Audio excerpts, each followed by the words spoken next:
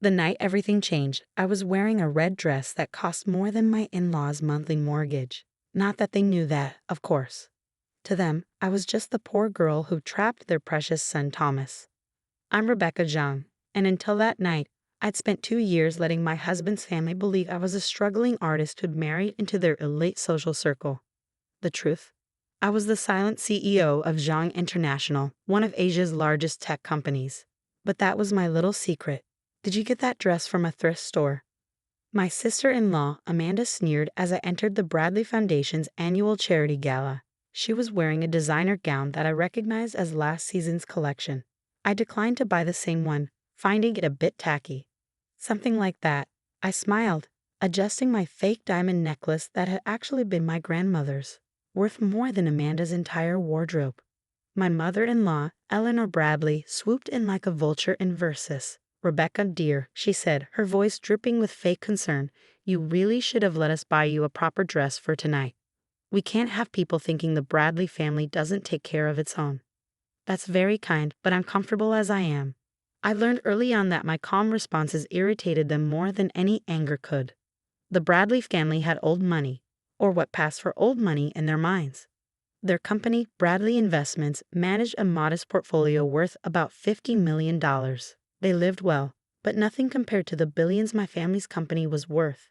Not that I cared about money, but the irony of their constant jabs about my poverty never failed to amuse me. I saw my husband Thomas across the room, chatting with potential investors. He caught my eye and winked. Thomas knew everything about my background. He was the only one.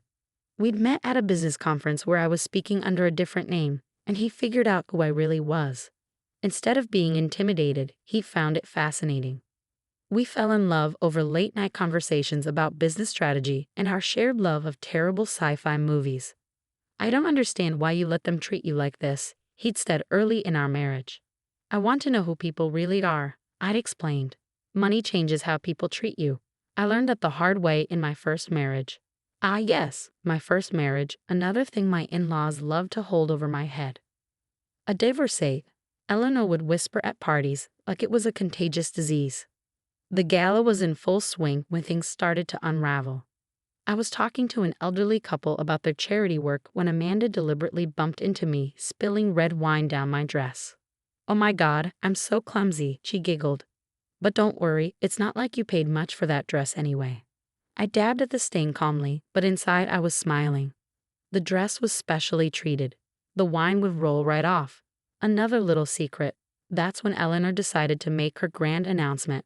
She clinked her glass, gathering everyone's attention. "I'd like to thank everyone for coming tonight," she began. "The Bradley Foundation is proud to announce we're expanding our charitable work, specifically helping underprivileged women better themselves." She looked directly at me. "In fact, we have an example right here. My daughter-in-law, Rebecca, came from humble beginnings, but we've generously taken her in, trying to teach her proper society ways." The room grew quiet. I could see Thomas starting to move toward us, his face dark with anger. "Though I must admit," Eleanor continued, her voice sharp, "some people can't be taught class. They'll always be gold diggers, trying to climb the social ladder by trapping wealthy men." Amanda jumped in, clearly rehearsed. "Mother's right. We've tried to help you, Rebecca, but you'll never belong here. You're just embarrassing everyone. Why don't you leave? I'm sure there's a nice little coffee shop somewhere that's hiring." I stood there, letting their words wash over me. 2 years of patience was about to pay off. "You know what?" I said quietly. "You're right, I don't belong here." Eleanor's triumphant smile made what I was about to do even sweeter. "I don't belong here," I continued, "because unlike you, I don't need to announce my charitable donations to feel important. Unlike you, I don't need to belittle others to feel powerful. And unlike you, I don't need to worry about Bradley Investments' failing portfolio." Eleanor's face went pale. "What are you talking about?" I pulled out my phone, checking my messages. "Oh, that reminds me. I should let you know that about 20 minutes ago, my company completed its acquisition of Morrison & Stanley." "The investment firm?" Amanda looked confused. "What does that have to do with anything?" "Everything," Thomas said, finally reaching us. He was grinning. "Because Morrison & Stanley handles all of Bradley Investments' accounts, and my wife's company just bought them. The glass slipped from Eleanor's hand, shattering on the marble floor. "Your company?" Amanda stammered. I smiled, reaching up to unpin my hair. "Zhang International. Perhaps you've heard of it. We're quite big in the tech sector, worth about 12 billion at last count." Eleanor grabbed the nearest chair for support. "That's impossible. You're just a gold digger." I finished for her. "A poor artist?" Amazing what people assume when they're too busy looking down their noses to see what's right in front of them. But this was just the beginning. What happened next would change the Bradley family forever. The silence that followed my revelation was deafening. You could practically hear the wheels turning in Eleanor's head as she calculated just how badly she'd miscalculated. "Even if what you're saying is true," she finally managed, her voice shaking, "Bradley Investments is still independent. You can't touch us." I pulled up another message on my phone. "About that. Thomas, darling, what time is it?" My husband checked his watch with theatrical flair. 9:45 p.m. "Perfect. That means the papers have just been filed." "You see, Eleanor, Bradley Investments has been in trouble for a while. Your expansion into real estate last year was ill-advised. Your company's been hemorrhaging money, forcing you to take out high-interest loans just to maintain appearances." Amanda's face went from pale to green. "How do you know about that?" "Those records are private." "Nothing's private when you own the bank," I said softly. "As of 9 o'clock tonight, Zhang International owns every loan Bradley Investments took out. We also own this building, by the way. Bought it last week." Eleanor swayed on her feet. "This building belongs to the Bradley Foundation." "Belong," Thomas corrected. "The foundation's board voted to sell it due to financial constraints. It just didn't tell you yet. Probably because you've been too busy planning how to humiliate my wife to attend the last 3 board meetings." The crowd around us had grown larger, society's elite watching the drama unfold like a tennis match. I could see phones recording discreetly. This would be all over social media by morning. "You can't do this," Eleanor whispered. "We're family." "Family?" I let out a small laugh. "Let's talk about family, Eleanor.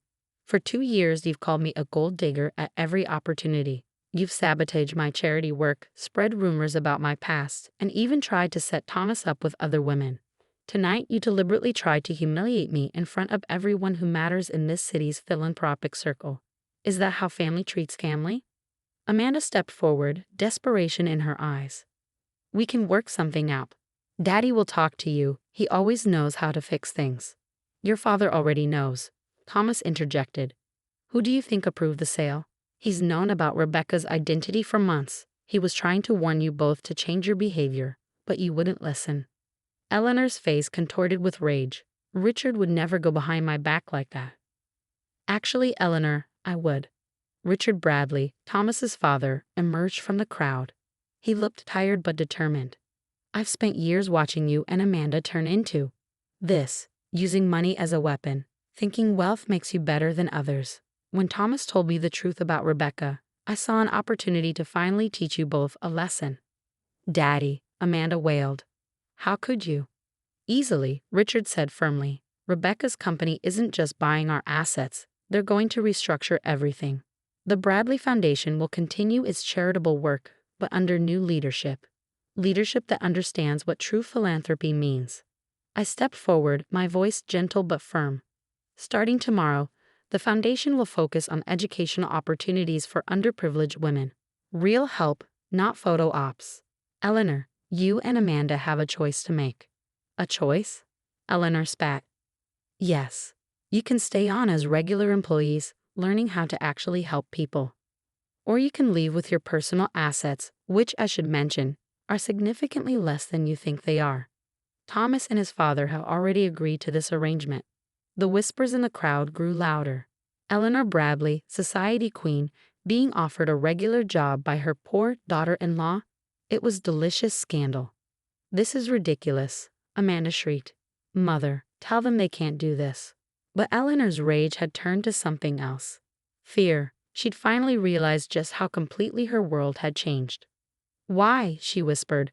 "Why go through all this? You could have crushed us instantly." I walked closer, keeping my voice low so only she could hear. "Because money and power aren't weapons, Eleanor. They're responsibilities."